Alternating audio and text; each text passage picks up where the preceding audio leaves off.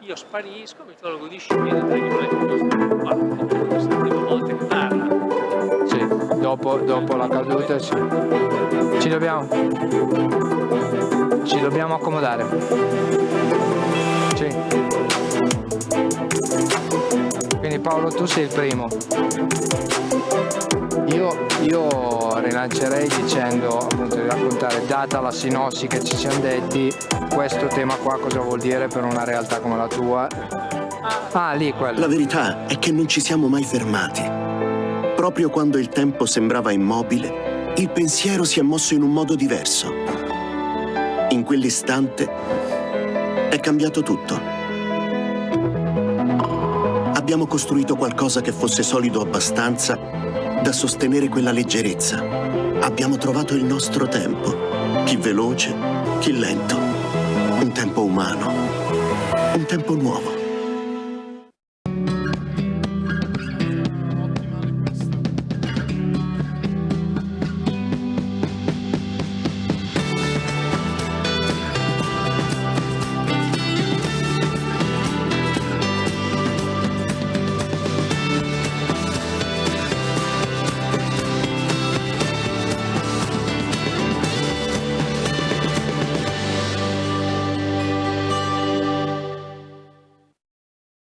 Abbiamo sfidato un monitor quando tutto era virtuale. Ora siamo qui, insieme, pronti a ritrovarci là fuori, dentro alla vita.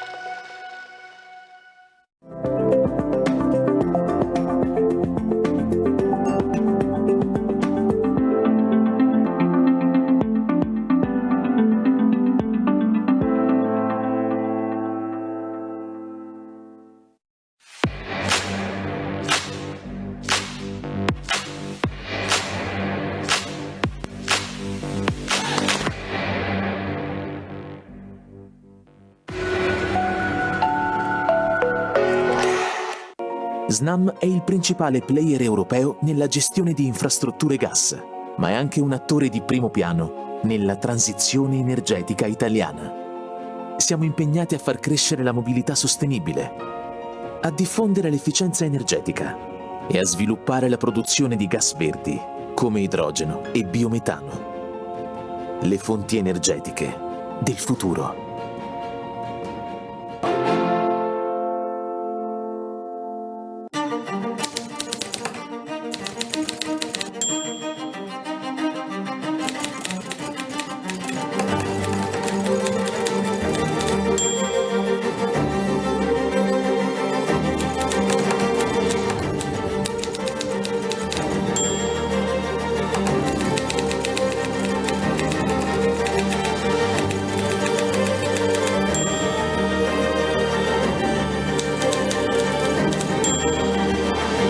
Civiltà dell'amore, fratelli e sorelle, costruite senza stancarvi mai questa civiltà. Lavorate per questo, pregate per questo, soffrite per questo.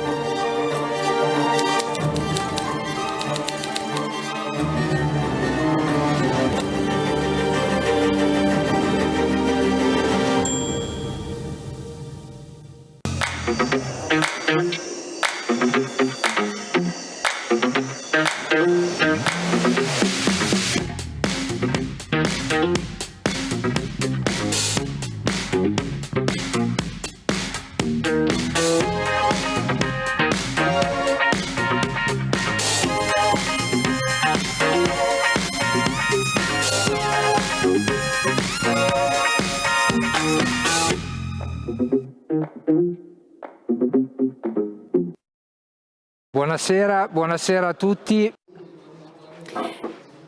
Good evening and welcome to all the people who are here with us, physically present in this second day of this meeting, whose title is A Passion for Men. Welcome also to those who are following us through our streaming connection. So, a passion for men. We've heard about this sentence. This is it's not something that applies to a product sector or category.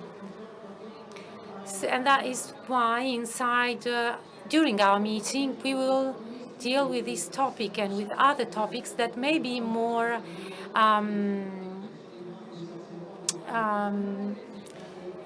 smaller, let's say, but that relate to the life of everyone, with all its problems, with its growth opportunities. So this evening we will be talking about reconstruction. This is part of a group of meetings that will help us talk about things that relate to the life of everyone. The title of this evening's event is Energy Supply and Independence. This is a topic that we often hear about. Most of the people don't have the technical skills to fully understand what we're talking about. This evening, we are honored to have with us some guests, some very illustrious guests. I just would like to make a brief introduction. Our country, Italy, is going through a very serious crisis, energy crisis, both in terms of the industrial activities, so the domestic situation, and also as regards the increase in prices that, of course, affect all of us. But the energy crisis is something that we've been dealing with for a long time, even before the war that started last February.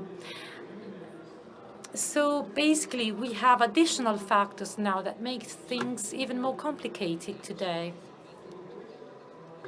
I'm talking about gas supply, for example. In the last few months, the government acted in order to face this crisis. We will probably hear about this later on. So from our point of view, that is the point of view of people who do not work in this sector, well, we have many questions that we would like to see answered. And in order to do this, we have highly qualified guests. I would like to thank all of them, those who are physically present with us today, and those who are with us through internet connection. So we have Massimiliano Atelli, President of the Technical and NRRP Commission of the Ministry of Ecological Transition. Thank you for being here. And then we have Gaetano Mazzitelli, Executive Vice President Commercial of SNAM. Good evening, welcome.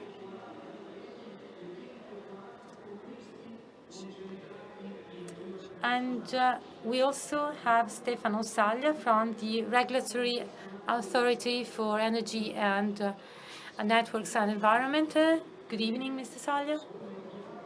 And then we have Roberto Sancinelli, President and CEO of Montello SPA. Good evening. And Paolo Emilio Signorini, President of the Seaport System Authority of the Western Ligurian Sea.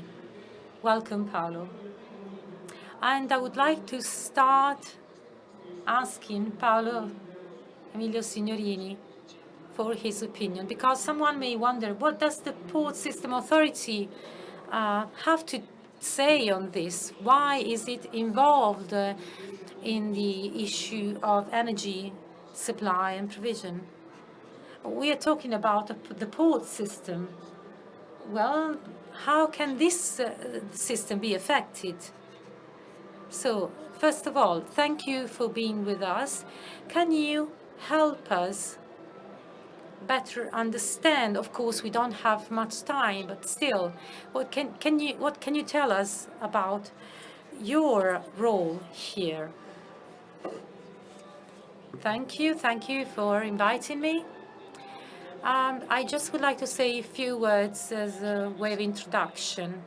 A port like Genoa's port and Savona's port is deeply affected by energy provision, energy supply, and quality, also from an environmental point of view. Large port areas are places where a lot of ships arrive, a lot of trains, a lot of trucks. There are building sites, and all these activities require energy. So, first of all, I think the main topic is independence. Independence the word makes us think about our own local, national situation. At the same time, it makes us think about the global situation. This is a very technical issue, of course, but I believe that all Italian people have seen during the COVID pandemic and during the first months of the war, we all felt that part of a global world. Just to give you a few examples, you've probably heard this technical word that is reshoring. During the pandemic in Europe, we woke up and we discovered that our manufacturing network and plants were not producing so much in certain sectors. So we discovered that we were not independent. On the contrary, we were extremely dependent. Also from a healthcare system, this happened. And the crisis that the war triggered further highlighted this problem. Even countries that we believe are vanguard countries when it comes to their ability to be energy independent, like Germany, for example, showed us that they were not independent at all. So the topic we are analyzing today is highly influenced by this point. We're talking about sources, energy sources. We're talking about the behavior of operators. We're talking about regulators, because we need to set the rules to obtain a virtuous behavior. Well, after this first overview, let's make some practical examples. In a port area, in Genoa and Savona, we receive more 8,000 ships every year, more than 5,000 trucks every day. So in the last few years, we've started talking about how to decarbonize these activities. The transport activities amount to 30 to 40% of CO2 emissions, and not just CO2 alone. So we had several stages. In the first stage, we talked about the electrification of piers, so that ships approaching the port could arrive here using their batteries. And so when in the port area, they will connect to generators connecting to the electrical power grid on the pier. And this is a very positive way to reduce pollution. I'm sure you've all seen Italian port areas. If you have 10 ships, ferries or cruise ships or cargo ships with their chimneys emitting smokes because their generators are working, causes pollution. And also in this case, there's the issue of independence. The European set of rules that still have to be applied say that all electrification plants on port piers are to become the responsibility of member states. And this is what we are doing. The Italian government has allocated more than 700 million euros to create electrification plants and systems in the Italian port areas. And this is as far as supply goes. But when it comes to demand, it's operators that have the responsibility of this. So ship owners and vehicle owners. But these kind of rules, before becoming fully operational, need to be approved and accepted both by member states and by the owners, the ship owners, for example. And this has not been the case yet. And what is the risk behind all this? Well, as it happened in Genoa, you may have the port authorities creating the electrification system, and then ship owners do not connect to them. This is just an example to make you understand how difficult it is to obtain independence through the practical use of a better performing technology from an environmental point of view. And if you electrify, if you provide power at the pier level, you give a power to a ship using the power grid inland. But where does the power come from? Well, it comes from power plants. Power plants that are still fueled by fossil fuels. So what we are doing right now is still the creation of electrification systems. But we are already thinking about how to provide renewable energies to these power plants. So what was the first alternative fuel that was used in transports? GNL, so liquefied natural gas. We invested very much in port areas, also ship owners, gas extractors. But also this kind of fuel is not sufficiently green from an environmental point of view in terms of the level of emissions that are allowed both in Europe and worldwide. In the last 18 months, as you've seen, we aim at something different. We want fuels that are not fossil fuels in order to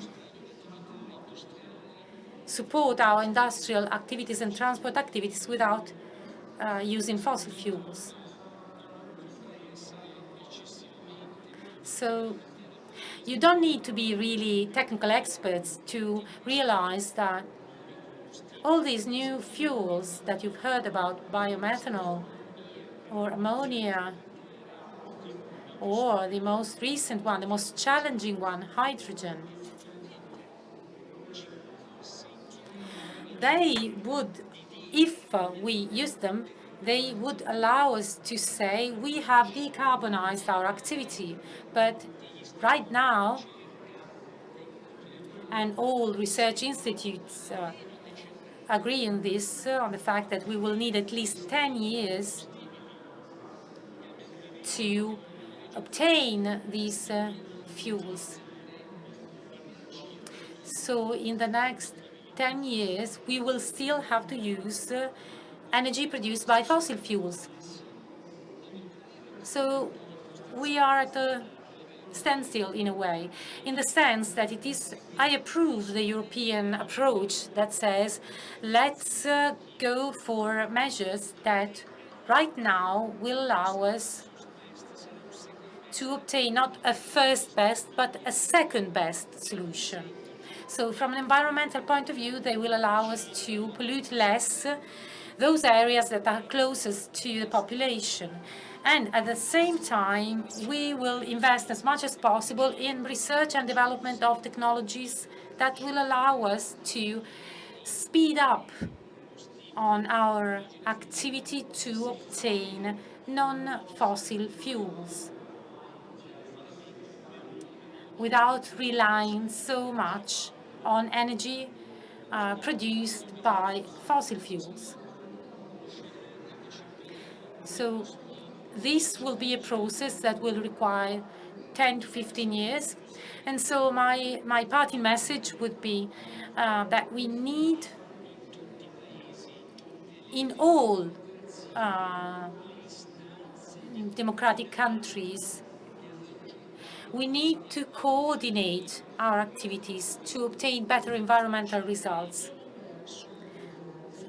And we need to bear in mind that there are great economic interests behind any attempt to create obstacles for this process. So it's very important that we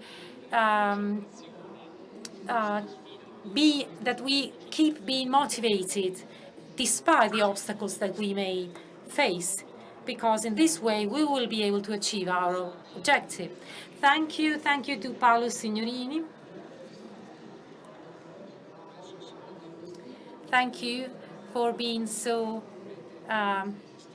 effective in providing us with a very clear picture of the situation. Paolo Signorini has opened up several areas of thought and reflection. We're talking about investment capacity, we're talking about regulation activities, that is, what to do now, considering the rules that we have in place now. And directly linked to this issue, we have a representative from SNAM here. So I'd like to ask Massimiliano Atelli to help us in this. So what are the challenges for us? Of course, we need, for example, we know about the two ships that have been so important in the last few days. Good afternoon. Thank you for having me here to this very important event. So I would like to share with you some ideas and some initiatives that SNAM is implementing right now. During the last year, the gas system has been incredibly stressed. And in the last few days, things are becoming even worse.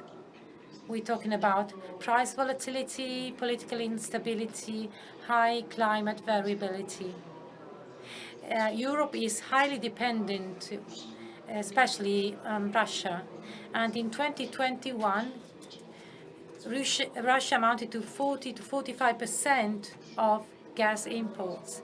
And since the beginning of the war, many European countries have seen their gas supply reduced to zero almost.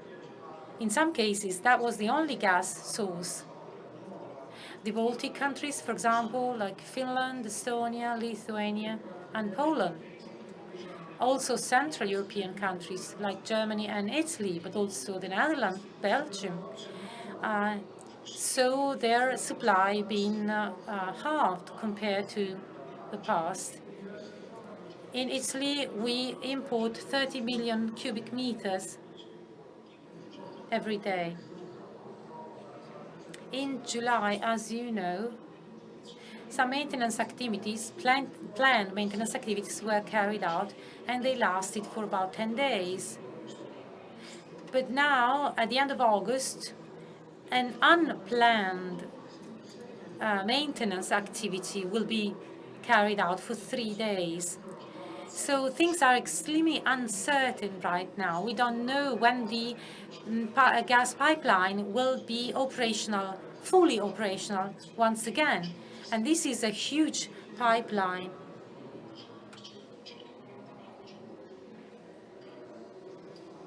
So given this situation, my company is deeply committed to implemented activities to protect families and companies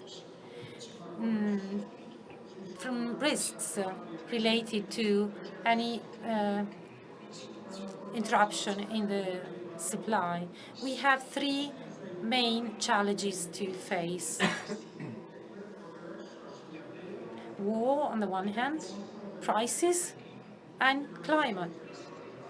These 3 different challenges, 3 different emergencies are interrelated, but they require separate tools to address them with different deadlines, different timeframes.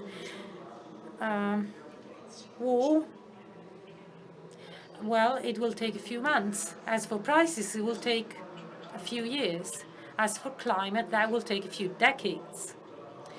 So we have analyzed the situation to define short-term, medium-term, and long-term actions in all our areas of business: storage, regasification, transport, and etc. A first package of actions has been adopted in order to increase our storage capacity.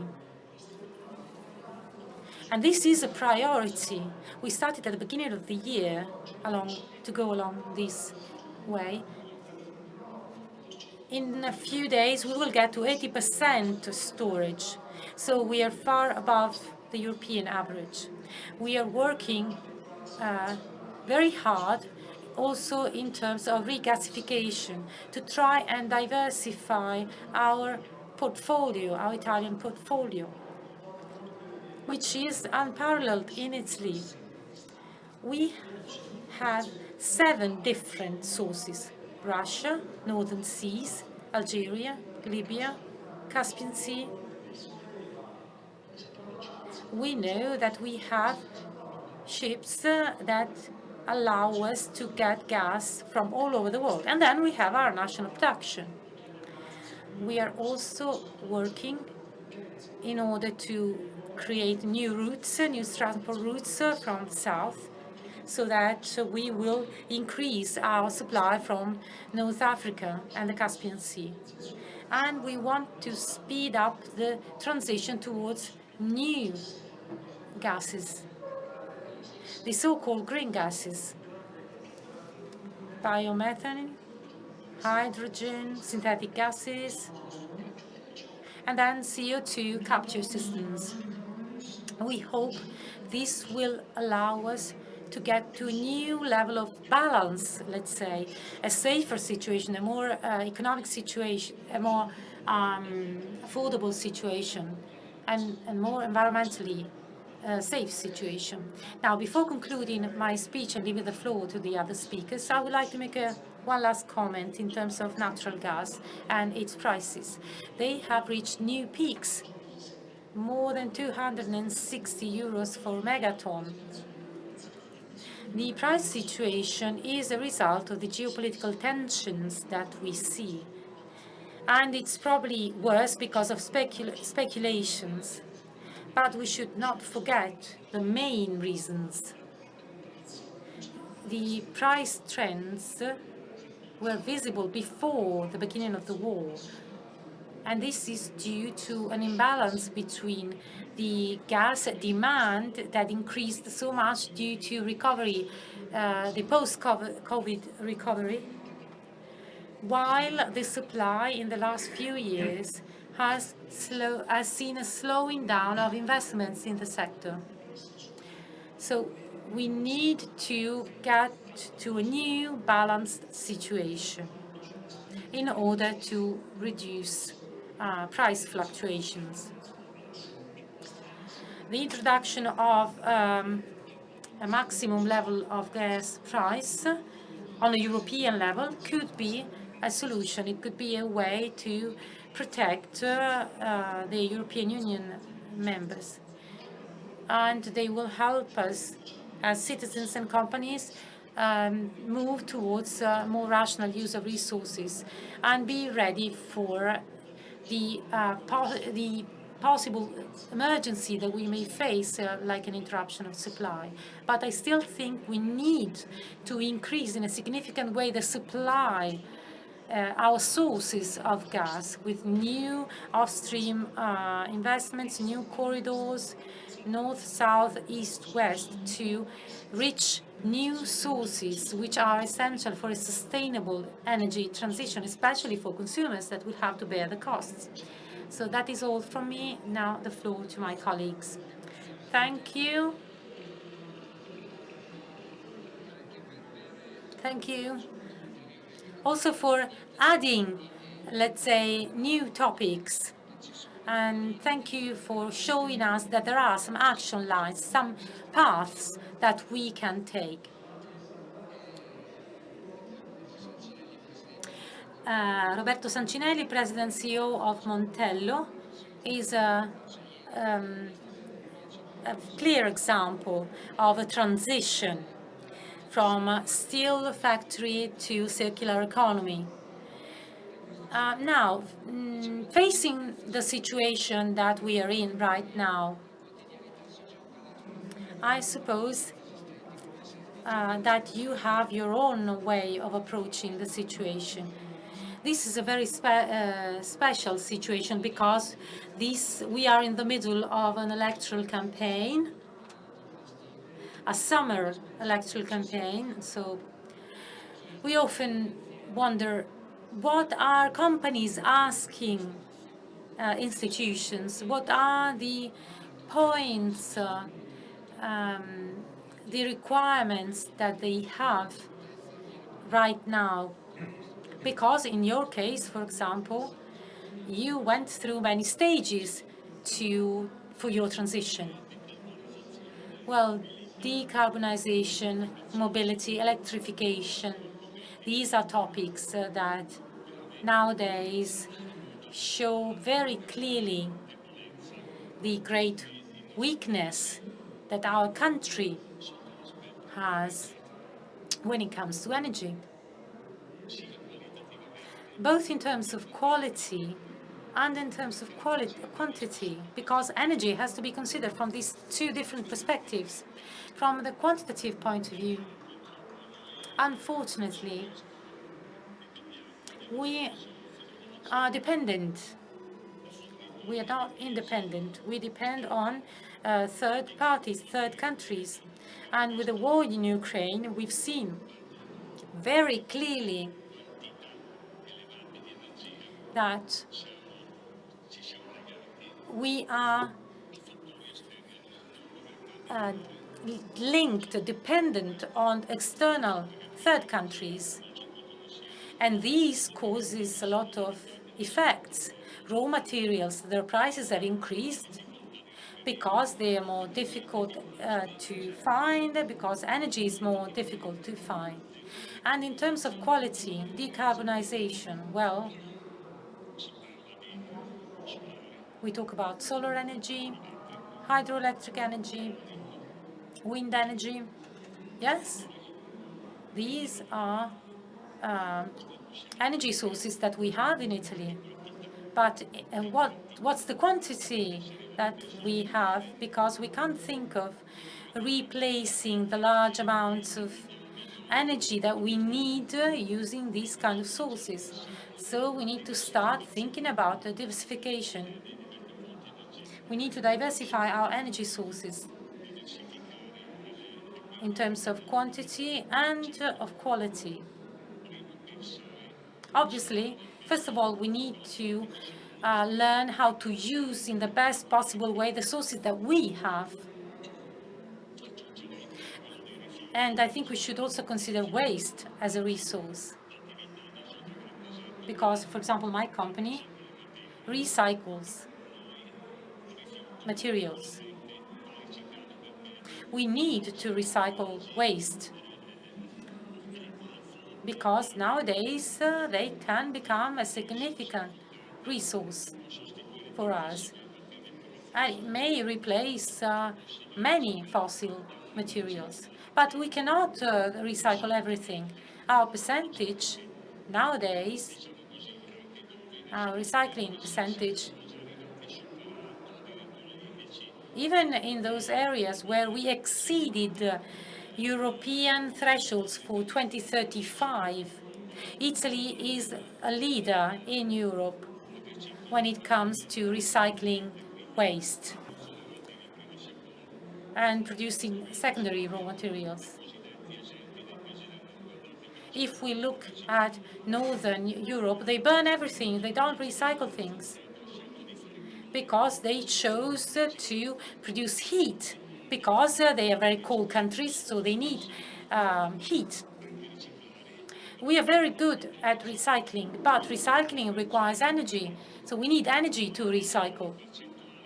And in any case, our percentage goes from 20 to 30% of waste. We can recycle 20 to 30% of waste. So we don't have the right technology yet. In any energy production, there's always a bit of waste, parts of the materials that cannot be used anymore. And we need to recover those materials. I think we should maximize our recycling levels. Institutions and law should make this compulsory by law to have all that can be recycled, recycled. Because we want to replace fossil fuels, and so we contribute, by doing this, we can contribute to decarbonization. And we can produce power. But then, of course, we have environmental groups saying that we can burn them in Germany, Spain, or Croatia, and to produce energy. So we pay them to burn the waste and produce energy. But we should be doing that. We should use that waste to produce energy. We could produce 5 to 6% of that amount of energy that we need. Of course, in the best possible situation when this objective is achieved completely. So, hydroelectric, wind energy, photovoltaic energy, but again, it's not enough. If we want to decarbonize, well, we need to start thinking about nuclear energy, what they call the clean nuclear energy. At least that's what they call it. I'm not a scientist, so I don't know. If we want to achieve the objectives that we've set for ourselves, we need to look at that. Otherwise, we will continue to be dependent on gas. I think at least a percentage will be necessary because in the Adriatic Sea we can extract gas. Croatia is extracting gas because they're not they don't care about all the problems that we have, all those ideas, that environmental concerns. For example, we have a nuclear power plant near the border with Pordenone, and so we can't have it in Italy, but we have it at the border. So this war in Ukraine has highlighted a problem, but this could become an opportunity. This could lead us to reconsider some of our ideas. So maybe we need to reconsider them. I'm not saying that we should think of, I don't know, producing polluting emissions. Of course, these kind of emissions will remain, but we have to minimize them. Of course, if I burn waste, there are some emissions. But if we consider the Brescia plant, waste treatment plant, the incinerator plant, it pollutes as 10 trucks on the highway. So science has really come a long way. And we should remember that science is produced by man. So man adapted to many changes in time. And we were able to adapt by using science.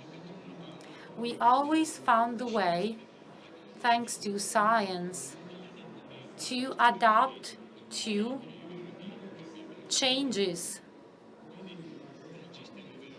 So today, we are thinking about a future socio-economic development of a certain kind, and that is a development that keeps in mind that the environment has to be protected in a smart way. We should avoid any extremism, environmental extremism. We need to be open and try and understand that there are a lot of things to change. We will change them, but we need to get results, because without energy, we won't be able to grow. Anything that you want to do requires energy, because we were talking about the electrification of piers. Okay, but that needs electricity. We were talking about electrical cars, but okay, but we need power. And if you want to produce biogas for agricultural purposes, okay, but there will have to be limitations, because we need to use fields for food, not just for producing energy. So we need to strike a balance, and we need to find a way to compromise. And of course, nowadays, we hear people talk about figures. Sometimes people give figures that are senseless.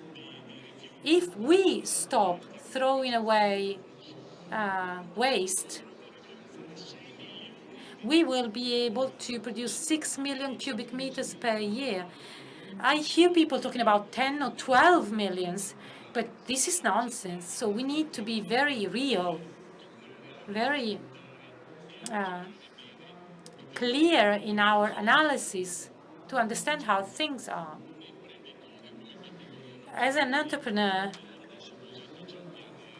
well, the National Recovery Plan, for example, right now, focused very much on assigning funds to waste, micro-waste issues. And today I read that they will review the allocation of the funds from the National Recovery Plan. But I think that the first thing we need to do is make sure that investments are for companies.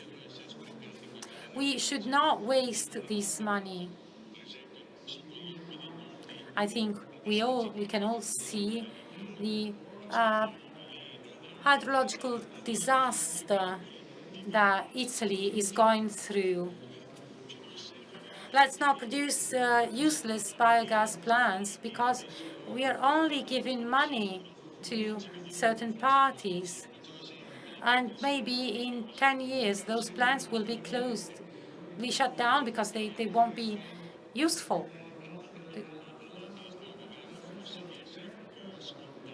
So what we want is for the government to listen to us a bit more, because we are in the sector. There are solutions. We can give our own contribution.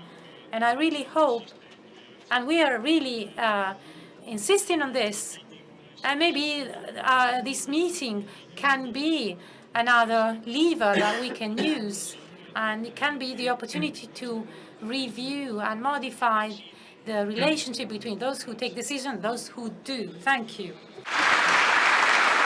Grazie. Grazie a Sancinelli. Thank you, Mr. Sancinelli. It would be impossible to sum up all the information and the things that you said, but I'm sure that everybody understood what you said. So let me just add a few remarks before leaving the floor to Massimiliano Atelli.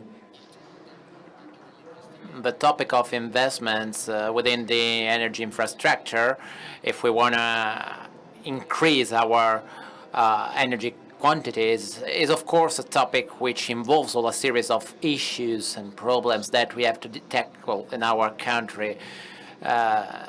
For example, the time framework that plays a very important role, which is about 90% of the time required to actually develop this kind of infrastructures, and then the so-called regulation by litigation, which is another important topic, but also the topic of always saying no to all kind of actions and interventions. So when we're dealing with this kind of topics, of course, infrastructural works are very challenging. Massimiliano Atelli perfectly knows all these topics because you have been working for the Minister of Health, of the Environment, and now still working within this field and in charge for many of these regulatory processes.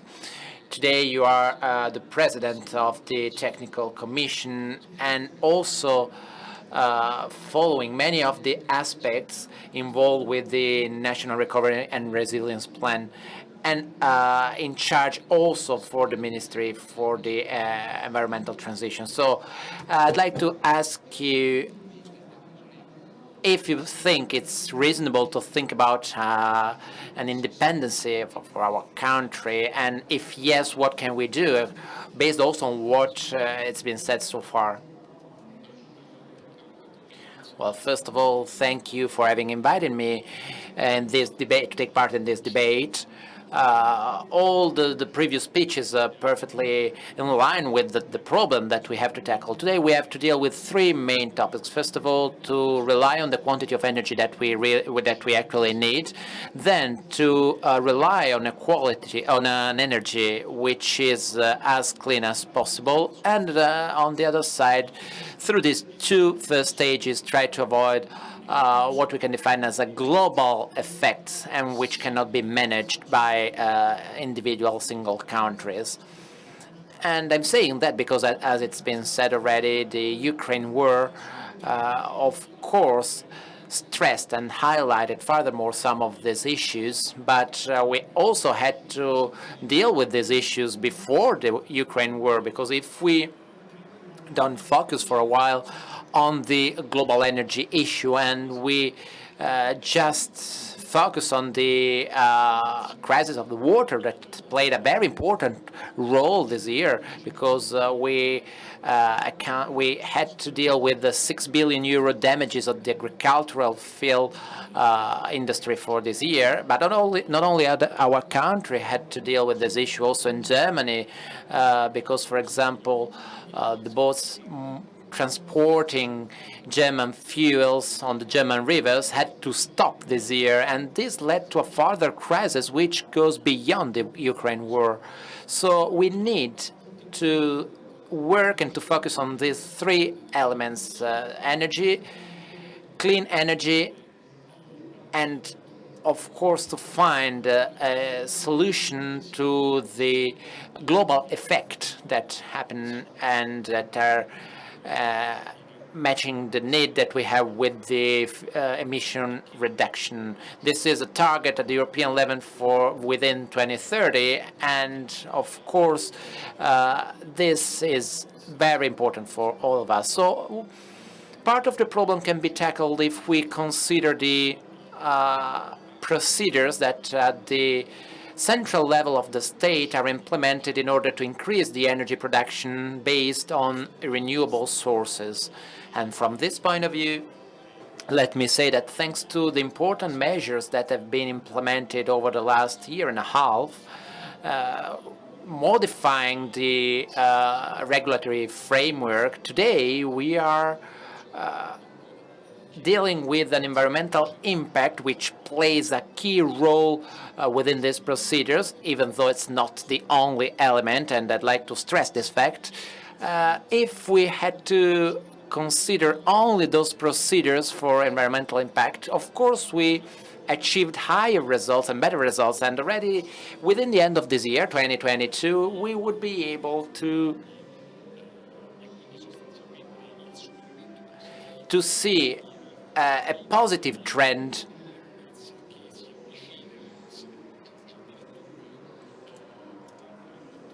accounting for a very important quantity of gigawatts.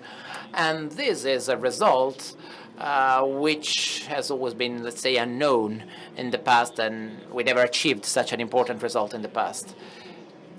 And this also involves another aspect, which is the possibility to implement a plant that actually produces the energy, which is different from what I just said. So we need to try to concentrate on these authorization processes, and in order to improve the performance of the administration and management process, aiming at making more performing this path.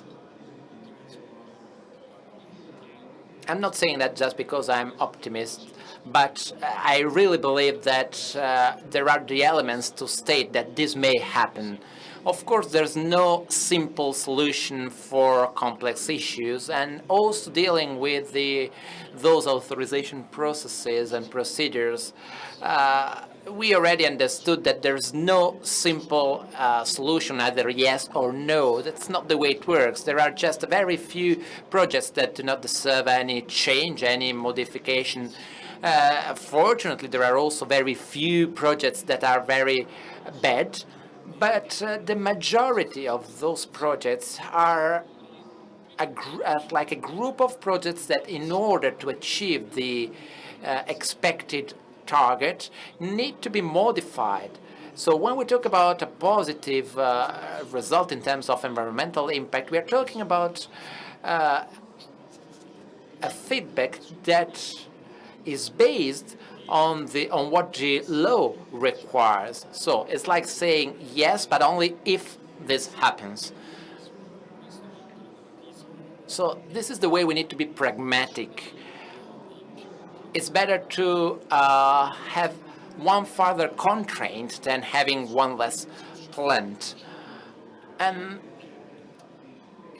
let me add that we need to be able to implement all these works on territories, on areas which are diversified because of their characteristics, because of their ability and skills as well to perform different actions. And it's fundamental from this point of view to be able to hear and to listen to what the territory are telling us, asking us, because if we think, for example, we heard the representative, the vice president of SNAM, talking about the two regasification ships, and it's the same kind of intervention within two different territories where the reaction has been completely different, and that happened at the same time.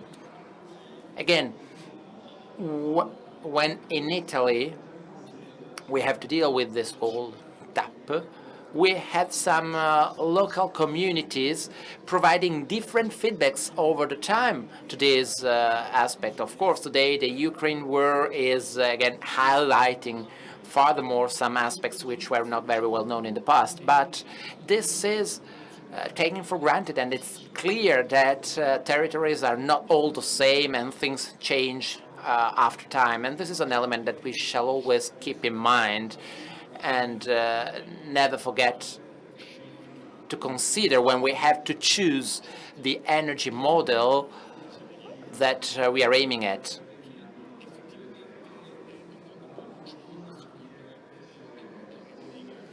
Well, we need to keep in mind that we don't have another replacing planet. We need to save our planet, so we need to avoid energy emergencies, because energy emergencies lead to economic emergencies, and this will lead to social emergencies. I was reading today that there are retired people that only get 700 euros per month with their per month, and they have to pay 1,000 euros for their energy bills.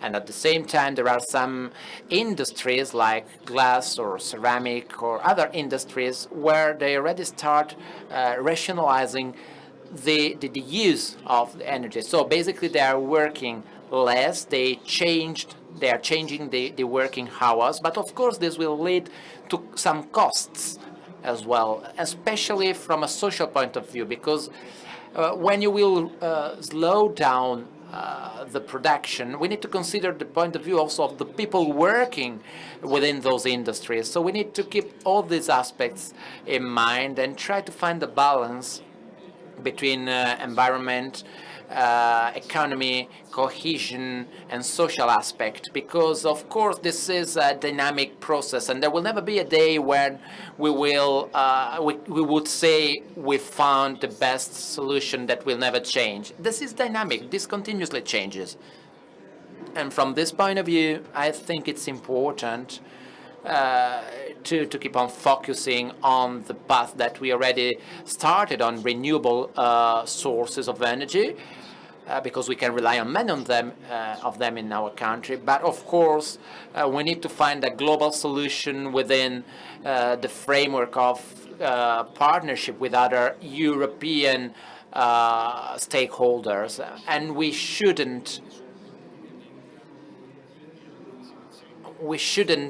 decide to avoid what other countries already decided to implement. So I'm thinking about France, Germany, but Croatia as well, for example. It's clear that if on the Adriatic Sea there is an issue, we cannot think that a country just in front of us can have this resource as a private resource and then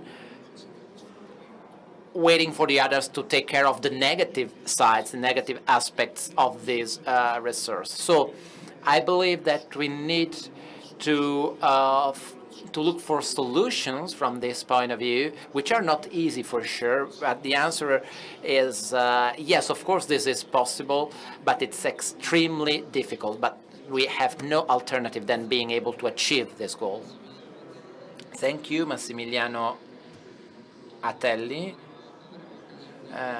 During the next days, we'll have the opportunity to talk about other topics that Massimiliano Atelli mentioned, such as the relationship with the territory, sharing some good examples of how to better exploit the territory and local areas, as well as the social consequences of those inequalities that we are facing and talking about. So these are all elements that somehow confirm what we stated at the beginning, which is this is not a topic involving just a few people or involving just those that are expert of this field.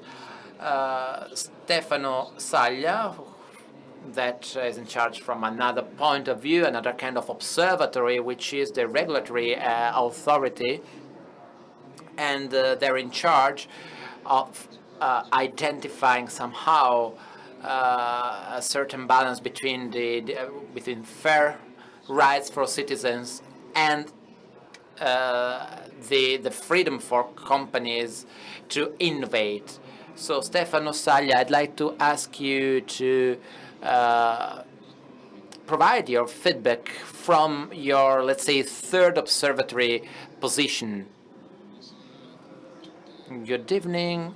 Well, all the speeches have been very interesting so far, and I'd like to add a few remarks because there may be many things to say. But if we need to focus, start wanting to focus on the title of this session, we shall be aware of the fact that we are going towards a very challenging period, let me say even dramatic, because when we talk about energy prices and gas prices, this involves the entire energy life of our country, and the signals we are getting are definitely very challenging. So we will have to take that into consideration, despite being in the middle of an electoral campaign. But we need to be aware of these challenges that we will have to face. And we have to face those challenges because of the reasons that have already been mentioned. I think that not only the ecological transition is an essential program for Europe, but it should also be speeded up. And I believe that there was within this transition an illusion for Italy and for all the European countries that hydrocarbons would have become useless. But this was an illusion. We talked about this illusion for years, while we actually needed a project, because this project deserves political decisions and long-term investments which won't bring to immediate results, because otherwise we wouldn't have had to deal with this issue suddenly to replace Russian energy sources, which represented about 40% of our energy needs. As we all know, starting from gas, then we produce energy, and of course, this does not mean that we didn't comply with the European energy policies. On the contrary, Italy is a leading country that achieved all the expected targets, but despite of those good results in terms of renewable sources, energy efficiency, and so on, despite having achieved those targets, we need to be aware that these are long processes, and I think that the new government should immediately focus on the national plan for climate and energy, because the previous one had been established a few years ago during a period which was completely different from the situation that we are dealing with nowadays. So the previous plan should be completely reviewed and updated, because what is happening nowadays is extremely challenging. We read every day in the newspapers about the lack of this plan about how to manage the consumptions. But this is something which is happening because many industrial and production fields and these industries won't reopen after summer holidays, because the energy context does not allow many companies to reopen and to restart the production with such a high energy cost. This, of course, involves high social costs as well. So this will lead to a GDP reduction. So we will have less power in terms of being able to pay our debts. And, of course, this will create further financial and economical issues. But, of course, once identified the problem, we need to identify the solutions as well. So considering what recently happened, if we consider, for example, what happened from January to June, and if we consider the gas import for our country, which did not decrease, but this was not possible unless having a specific plan aiming at that. But we suddenly changed the sources for this supply. 35% less, we had a decrease of by 35% of Russian supply. We had an increase of gas import from other sources, other countries, which is fundamental in my opinion. And we increased the import of gas from Azerbaijan, and we also increased the import of gas from Switzerland, basically coming from Norway and the Netherlands. And I'm saying that because when last year in September the energy crisis started, we realized that one of the elements that made more and more significant the need of gas from the Russian area, this was happening because the European gas production had been reduced a lot, and at the time one of the biggest gas production, which is based in the Netherlands, was basically stopped. And we shouldn't forget that over the last decade we moved in Italy from 20 billion cubic meter production of gas in Italy down to 3.5 billion cubic meters. So this means that the energy and ecological transition shouldn't be slowed down, and Sancinelli is right when he says that we shall rely on all the resources that we have available. So we need to rely on our raw materials, but at the same time we shouldn't focus from an ideological point of view on some production, because I don't want now to go deep into details talking about nuclear energy, but we need to rely on the existing plants at least.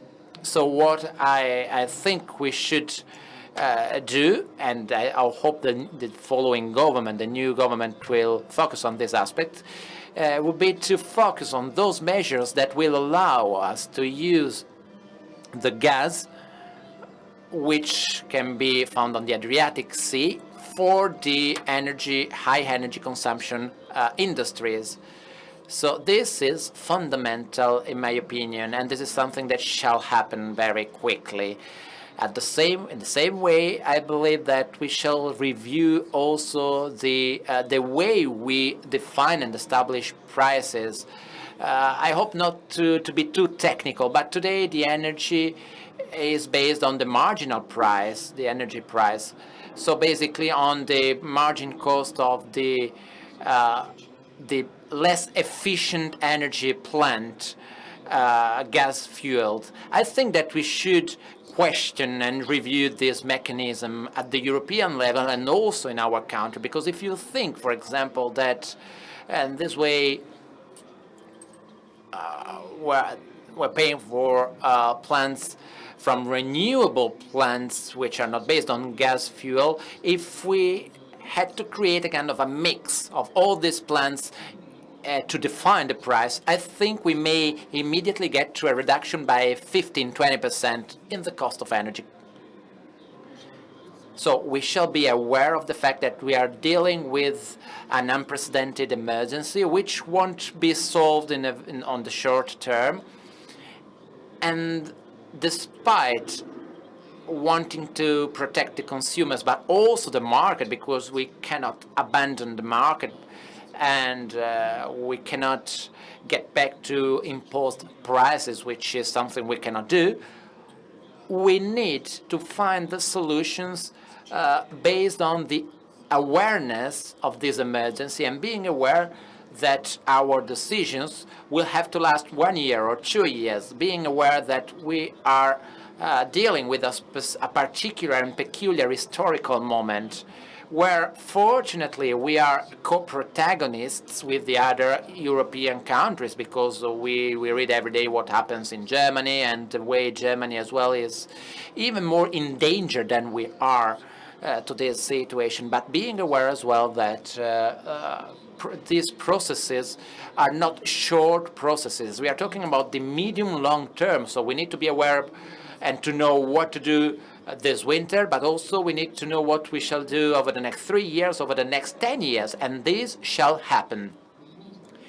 I made the example of the gas pipelines and the imports over the last 6 months, Just to tell you that the President Draghi and the Minister for Foreign Affairs were right when they said that they went to Algeria and they signed a contract. But of course, this will lead to some practical consequences which don't happen over 24 hours, but they will happen over years. So for sure, in the next months we will start seeing the benefits and the results of these actions. But today, the situation didn't change yet.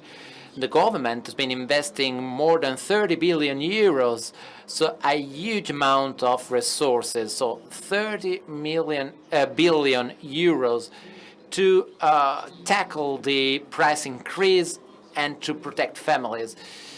Still, we have to do something for the companies. So now we are about to start the fall period where not only we will have to guarantee the measures that already are protecting families, but we will have to take care of companies as well. So let's be aware of that. Let's do our job. But of course, the situation is extremely challenging. So we need a high sense of responsibility for all political parties involved within this process. Thank you, Stefano.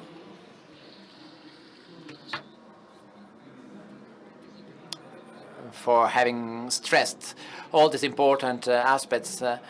As Mr. Sancinelli was saying, it's a matter of quality and quantity, both for time and for energy. We are running out of time, unfortunately. I'm sure the quality has been very high for this session. And I'm saying that because I really believe that we will all appreciate the speeches and the topics that have been faced during this session. And I think it's important also to allow for further questions and further topics for the next days of the meeting, because as you said, we are just at the beginning of this path and of a new era from certain points of view, which is extremely important. Thank you once again. I wish you a good evening and a good meeting.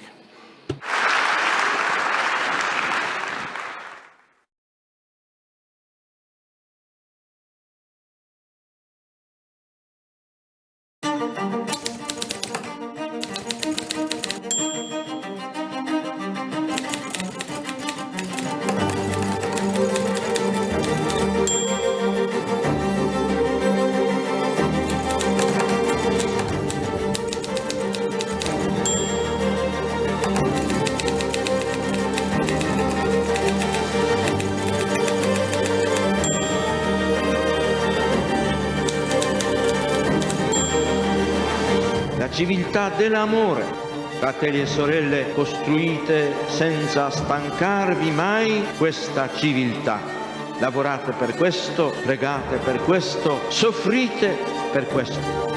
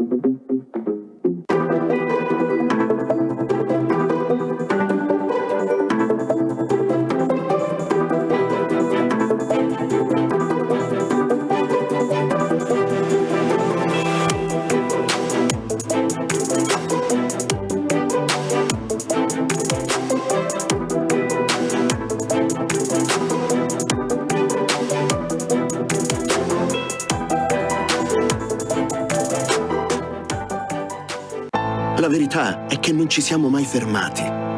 Proprio quando il tempo sembrava immobile, il pensiero si è mosso in un modo diverso. In quell'istante è cambiato tutto.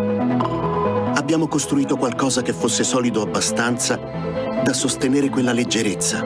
Abbiamo trovato il nostro tempo, chi veloce, chi lento. Un tempo umano, un tempo nuovo.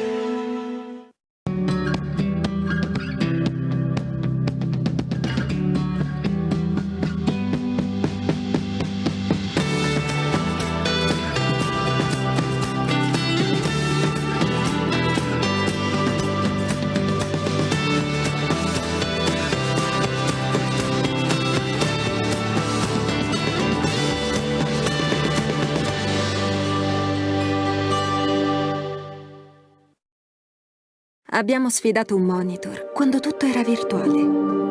Ora siamo qui, insieme, pronti a ritrovarci là fuori, dentro alla vita.